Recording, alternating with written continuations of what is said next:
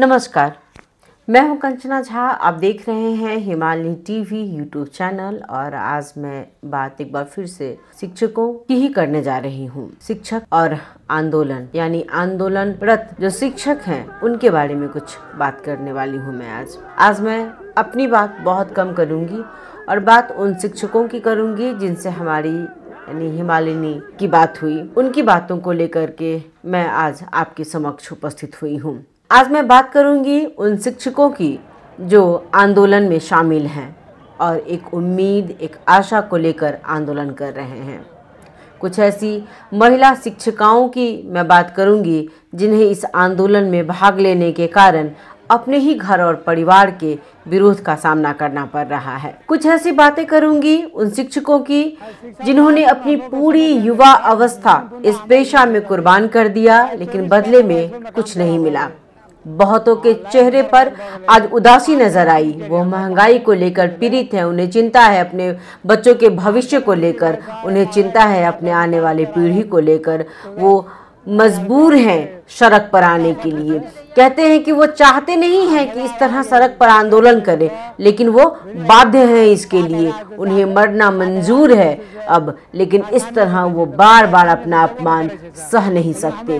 कुछ बातें विद्यालय कर्मचारी की करूंगी जिनके चेहरे देखने से ही यह बात बयां हो जाती है कि उन्हें कितनी पीड़ा है। शिक्षक आंदोलन का आज 18वां दिन है। आज भी उसी उत्साह और उमंग के साथ वो सड़क पर उतरे हुए हैं और इस जिद पर हैं कि कुछ हो जाए इस बार। जब तक उनकी मांग पूरी नहीं हो जाती है वो किसी भी हालत में अपने गांव, शहर या अपने परिवार में वापस नहीं लौटेंगे।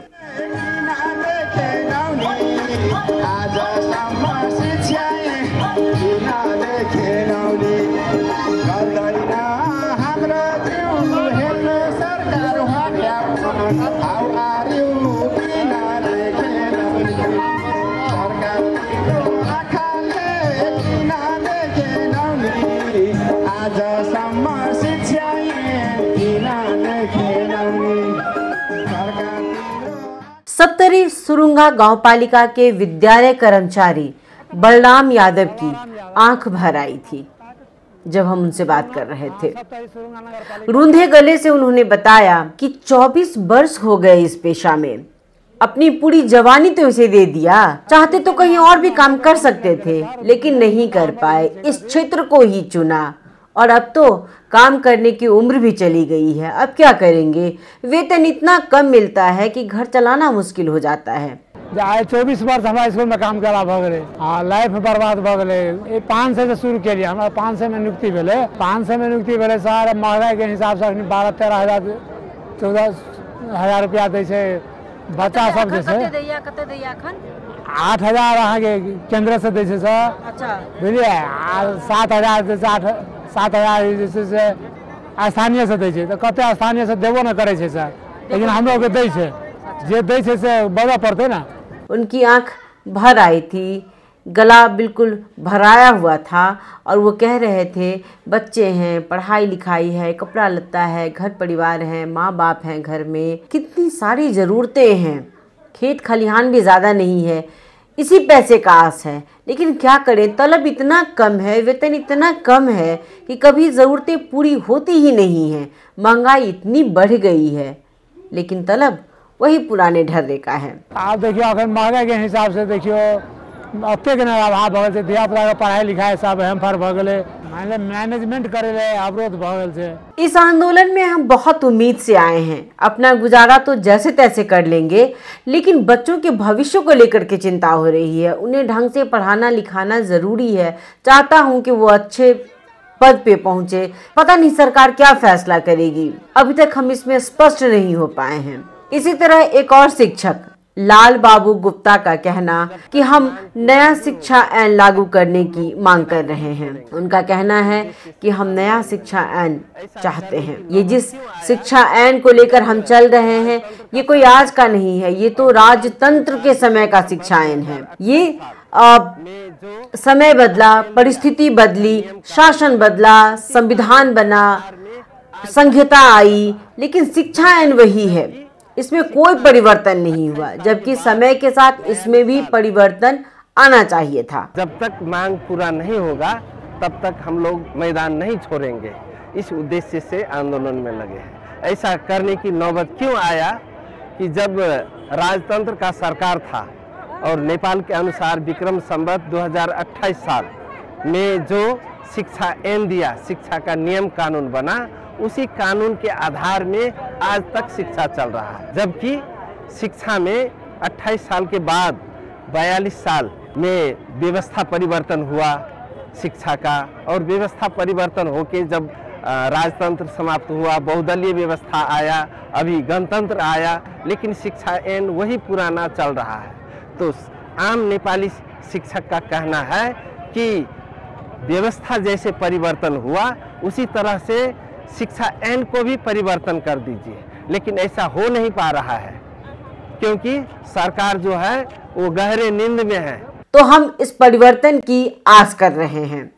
हमारे साथ हर बार धोखा किया जाता है, यह पहला आंदोलन भी नहीं है। उन्होंने बताया कि यह कोई हम पहली बार कर रहे हैं, ऐसा भी नहीं है, कई बार कर चुके हैं। हमने पहले भी आंदोलन किया है, सरकार के साथ वार्ता हुई है, वार्ता में वो कहते हैं कि आप अपने कार्यक्षेत्र में लौटें, हम इसे संसद से पारित करेंगे। बार बार वो कहते हैं, हम उनकी बात को मान लेते हैं, कार्यक्षेत्र में वापस लौट जाते हैं, लेकिन संसद से शिक्षा ऐन पारित नहीं की जाती है। इसलिए इस बार हम उनके धोखे में नहीं आने वाले हैं।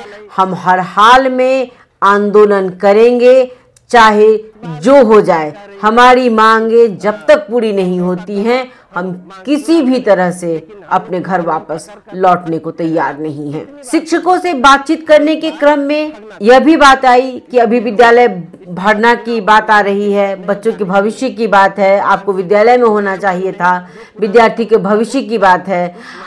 आज अगर वो विद्यालय नहीं गए हैं तो इसके जिम्मेदार आप हैं। इस पर उनका कहना है कि हमने ये अचानक से नहीं किया है। लगभग 1 महीने पहले से हम लगातार सरकार से बात कर रहे थे, हम लगातार सरकार को कह रहे थे कि हम आंदोलन में जाएंगे। हेलो सरकार, आप हमारी मांग पर ध्यान दें, नया शिक्षा ऐन जारी करें, हमारे वेतन में इजाफा करें, लेकिन सरकार चुपचाप बैठ जाती है, कान में तेल डालकर नज़ारा देखती है। लोगों को हमारा सड़क आंदोलन दिख रहा है। उनका कहना था कि हम जो ये सड़क आंदोलन अभी कर रहे हैं ये आपको दिख रहा है, लेकिन सरकार की निरंकुशता आपको नहीं दिख रही है।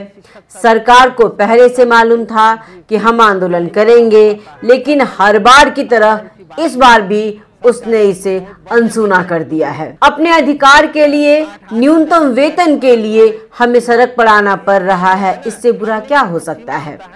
नेताओं का क्या है, उनके तो अपने निजी विद्यालय हैं, वो क्या चाहेंगे, वो क्यों चाहेंगे कि सरकारी स्कूल अच्छा हो, वहाँ की अवस्था अच्छी हो तो बच्चे वहाँ भागेंगे। वो तो चाहते हैं कि हर विद्यार्थी निजी विद्यालय में आकर के अपना एडमिशन कराए। एक शिक्षक ने कहा कि मुझे बड़ा आश्चर्य लगता है जब सोचता हूँ कि आखिर ये नियम नीति ऐन बनाने वाले भी तो किसी न किसी गुरु को मानते होंगे, वो भी तो किसी के छात्र रहे होंगे, किसी न किसी से तो विद्या अर्जन की होगी उन्होंने, फिर ऐन बनाते समय उस शिक्षक को याद नहीं करते। शायद उसकी हालत, उसकी दशा को अगर याद करते तो इसमें सुधार किया जाना चाहिए था पहले से ही। उन्होंने कहा कि जब जब हम ऐन की बात उठाते हैं, पता नहीं फिर कैसे सब कुछ शांत हो जाता है।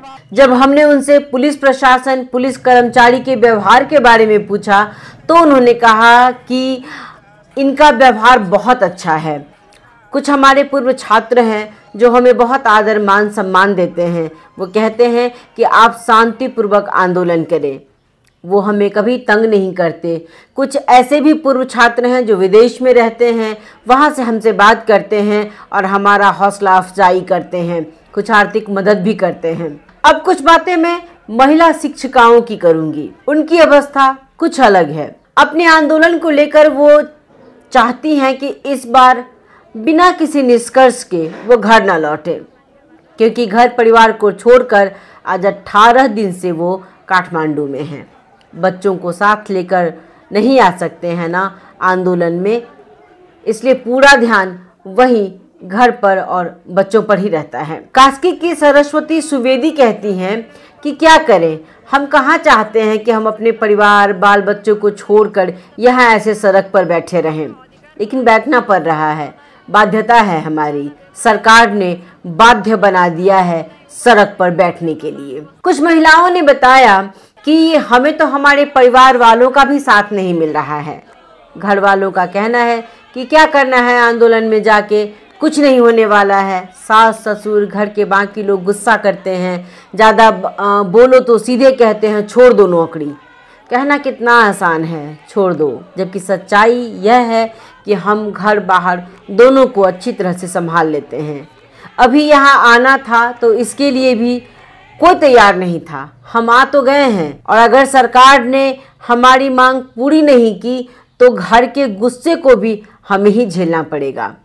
हमारी तनख्वाह ही कितनी है, उससे तो गुजारा करना मुश्किल हो जाता है। बड़ी उम्मीद से इस बार हम यहाँ आए हैं, देखें क्या होता है। एक महिला शिक्षिका ने बताया कि छोटे छोटे बच्चों को छोड़कर आई हूँ मैं, आज 18 दिन हो गए। सरकार ना जाने क्यों हमारी बात को अनसुना कर रही है।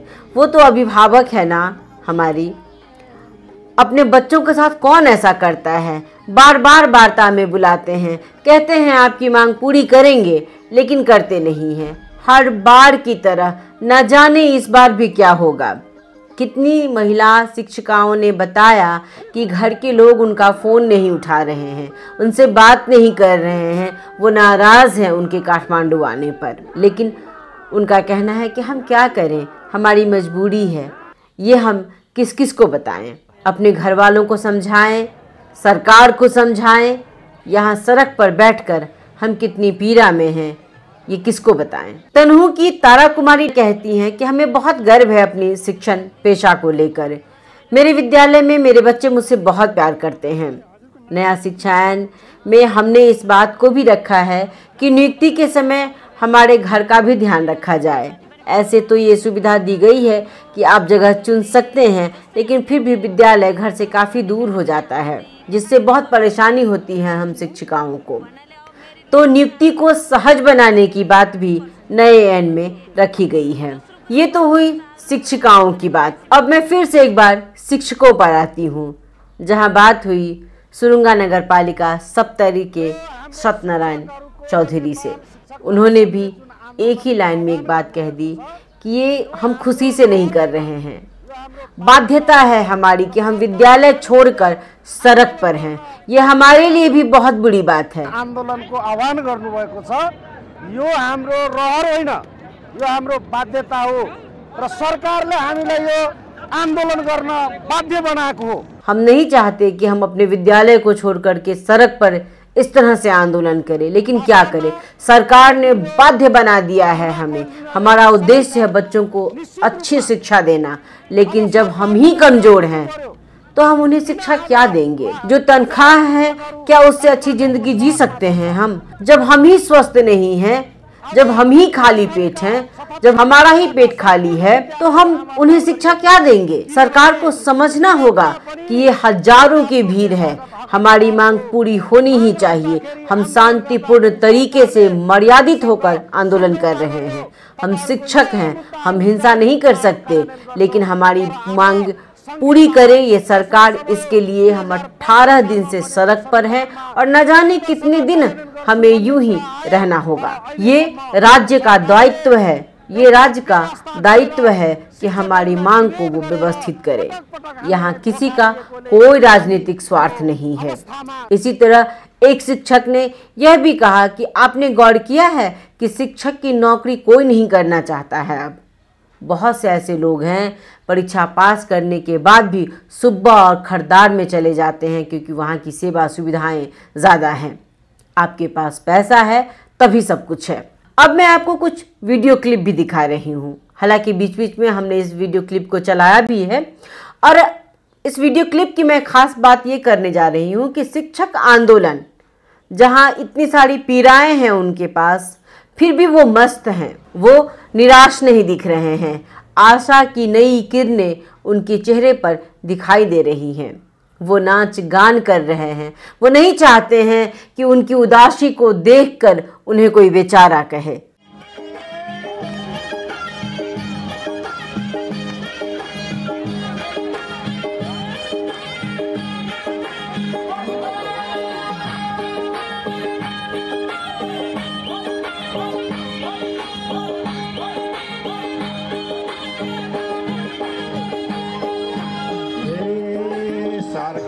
गहिरो रहेछ कि कुन्नी यत्रो दिन साँची चाउँदा नसुन्ने किन देखेनौ नि सरकार तिम्रो आँखाले किन देखेनौ नि आजसम्म शिक्षाले किन देखेनौ नि रहेछ कि कुन्नी यत्रो दिन साँची च्याउँदा नसुन्ने किन देखेनौ नि सरकार तिम्रो आँखाले किन देखेनौ नि आजसम्म शिक्षाले किन देखेनौ नि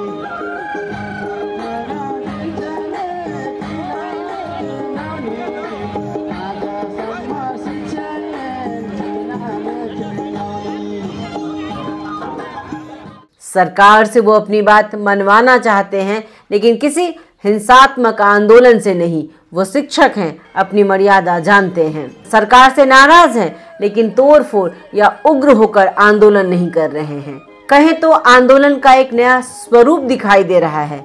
कहीं कोई गीत गा रहे हैं तो कहीं सभी शिक्षक कर्मचारी मिलकर नाच गा रहे हैं। कहना यही चाहते हैं कि हम आज 18वें दिन में हैं, लेकिन हम थके नहीं हैं।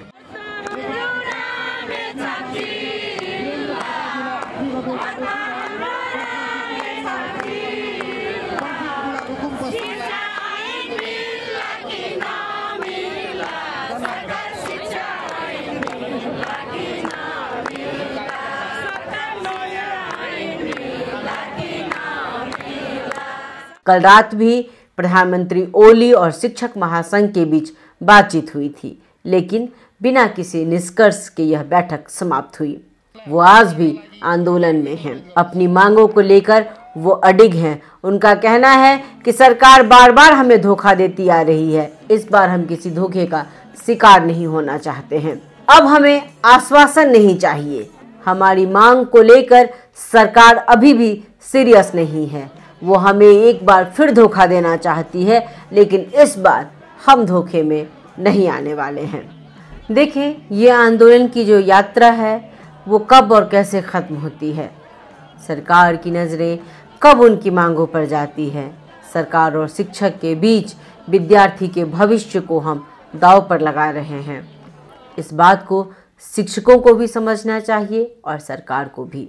हम शिक्षक के योगदान को नहीं भूल सकते हैं। समाज को अच्छा बनाने में उनकी महत्वपूर्ण भूमिका है। इस बात से अनजान नहीं है कोई। इस बात की गहराई में जाना जरूरी है कि आखिर वो बार बार आंदोलन क्यों कर रहे हैं। सरकार को चाहिए कि वो इस तरह का वातावरण बनाए ताकि यह आंदोलन समाप्त हो, शिक्षक अपने कार्यक्षेत्र में लौटे, विद्यार्थी अपने विद्यालय लौटे, कक्षा में पढ़ाई का माहौल बने। इस उम्मीद के साथ कि आज का यह कार्यक्रम आपको अच्छा लगा होगा, अपने सुझाव सलाह हमें अवश्य भेजें। अगर आपने हमारा यह कार्यक्रम देखा या सुना है तो हमारे चैनल को सब्सक्राइब भी ज़रूर कर दें। बहुत बहुत धन्यवाद। नमस्कार।